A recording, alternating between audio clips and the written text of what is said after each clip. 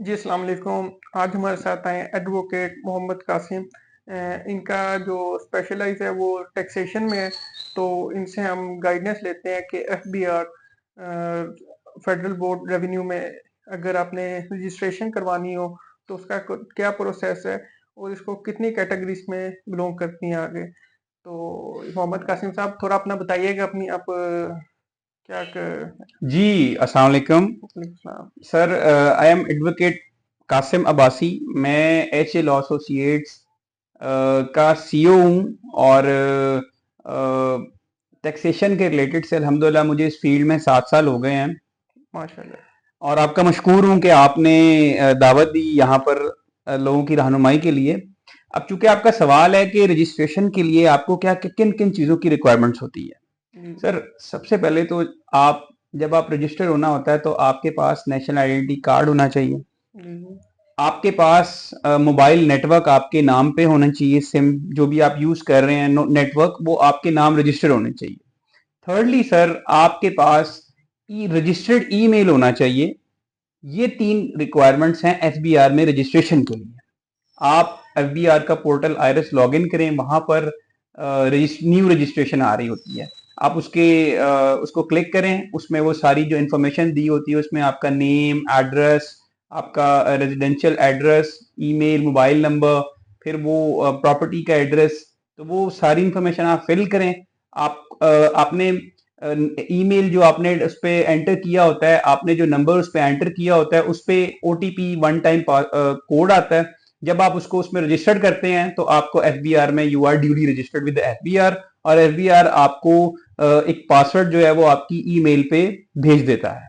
तो वो आपका आईरस का लॉगिन पासवर्ड होता जी, आपने इसमें बताया है कि सीएनआईसी कार्ड चाहिए होता है और आपको मोबाइल नंबर चाहिए होता है जो आपके सीएनआईसी पे रजिस्टर्ड हो, और थर्ड के आपके पास जीमेल या ईमेल कोई भी है। मेल जी जी, कोई कैटेगरी भी में हो। जीमेल हो, तो हॉटमेल हो, याहू की हो, वट एवर आपके ये पास तो बड़ा रजिस्टर्ड इजी मेल हो। इजी प्रोसेस है, लेकिन लोग इसकी तरफ क्यों नहीं आते टैक्सेशन की तरफ। सर, लोग असल में लोग जो हैं वो एक एफबीआर से डरे हुए हैं, एक घबराए हुए हैं कि हम यहाँ पर एनरोल हो जाएंगे तो हमें टैक्स बहुत ज्यादा देना पड़ेगा, हमारे असाजात जो हैं वो उन पे एफबीआर उसको अपने कंट्रोल में कर लेगी। सर, ऐसा कुछ भी नहीं है। आपको रजिस्टर्ड होने के बहुत सारे फायदे हैं जो आपको नहीं बताए जाते।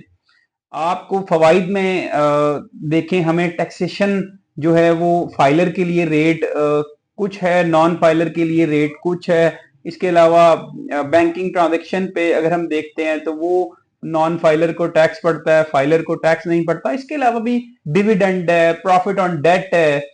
प्रॉफिट ऑन डेट पे अगर कोई पर्सन 15% फाइलर दे रहा है तो नॉन फाइलर जो है वो 30% दे रहा है। सर, इसके अलावा भी बहुत से बेशुमार फवाइद हैं जो फाइलर इंजॉय करता है और नॉन फाइलर को वो नहीं मिल पाते।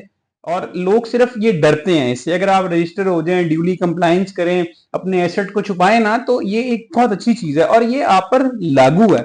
अगर आपकी एक सर्टेन अमाउंट इनकम 50,000 से अगर आप ऊपर जा रहे हैं तो you are liable to be registered in FBR.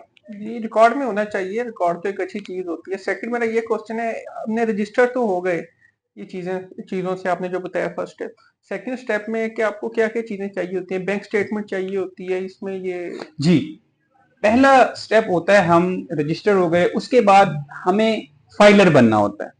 Filer बनने के लिए हमें टैक्स रिटर्न जो है वो अपनी फाइल करनी पड़ती है।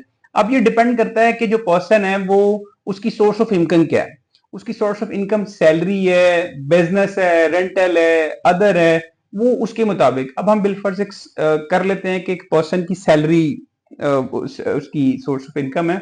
अब उसमें हमें उसमें उसका सैलरी का सर्टिफिकेट चाहिए होगा, जो डिडक्शन सर्टिफिकेट, उसने सैलरी कितनी ली, उसका कितना टैक्स डिडक्ट हुआ। इसके अलावा हमें उसकी बैंक स्टेटमेंट चाहिए होगी फिजिकल ईयर से, जुलाई टू जून जो फिजिकल ईयर का पीरियड होता है, जो भी साल का हो, टैक्स ईयर डेट भी मेंशन 2024 कर हो। दें। सर, अब हम लेटेस्ट देख लेते हैं, टैक्स ईयर 2025 देख लेते हैं। उसमें अगर हम देखेंगे तो हमने 1 जुलाई 2024 से 30 जून 2025 तक जो ट्रांजेक्शन की, जो हमें सैलरी आई, हमें इसके अलावा कोई डिविडेंड आए, कोई प्रॉफिट ऑन डेट आया, अगर ये तो एक होगी रिटर्न की तरफ, जो भी हमें आया हमने डिक्लेयर करना है। इसके अलावा रिटर्न का जो दूसरा पार्ट है वो है वेल्थ स्टेटमेंट। वेल्थ स्टेटमेंट में हमने अपने जो भी एसेट्स होते हैं उसको डिक्लेयर करना होता है। अब एसेट्स क्या है? एसेट्स में आपकी प्रॉपर्टी है, commercial property, residential property, agriculture property, bank statement. अगर आपने कोई आपके पास प्राइस बॉन्ड्स हैं, इसके अलावा आपके पास कोई व्हीकल है, मोटर कार हो गई, मोटरसाइकिल हो गई, इसके अलावा आपके पास कोई भी लाइबिलिटीज हैं वो आपने वहां पे डिक्लेयर करनी होती हैं अपनी। जी, अच्छा आप ये बताएं कि आप किस तरह की रिटर्न फाइल करते हैं? देखें सर, ये डिपेंड करता है कि पर्सन्स की इनकम का सोर्स क्या है। हमें देखना पड़ता है कि क्या सैलरी इनकम है, तो सैलरी रिटर्न फाइल होती है। हमें देखना पड़ता है कि अगर वो बिजनेस कर रहा है तो उसकी बिजनेस रिटर्न जाती है। फिर हमें देखना होता है कि अगर रेंटल इनकम है तो उसकी रेंटल। बेसिकली एक रिटर्न जो है वो एक परफॉर्मा होता है, उसमें जिस किस्म की इनकम आपकी होती है उसके मुताबिक वो उसको फिल कर दिया जाता है।